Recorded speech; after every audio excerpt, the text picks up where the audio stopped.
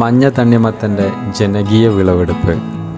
1 kilo 85,000 രൂപയാണ് ഈ മഞ്ഞ വത്തക്കൻ്റെ വിത്തിന് വില വരുന്നല്ലേ.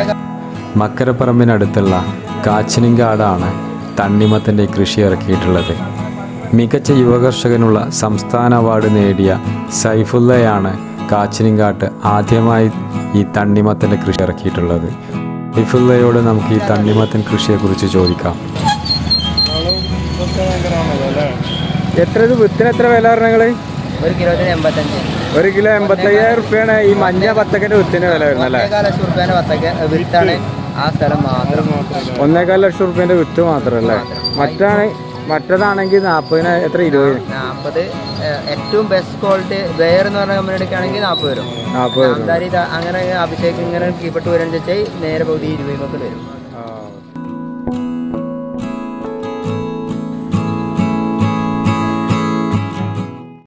ഈ കാണുന്ന 4 ഏക്കറോളം സ്ഥലത്താണ് തണ്ണിമത്തൻ്റെ കൃഷി അവർ ഇറക്കിയിട്ടുള്ളത്. വിത്തിന് മാത്രം 1,4 ലക്ഷം രൂപയോളം ചിലവായിട്ടുണ്ടെന്നാണ് അറിയാൻ കഴിഞ്ഞത്. അതോടൊപ്പം തന്നെ മാൻ പവറും കൃഷിയോടനുബന്ധിച്ചുള്ള മറ്റ് ചിലവുകളൊക്കെ അവർക്ക് വന്നിട്ടുണ്ട്.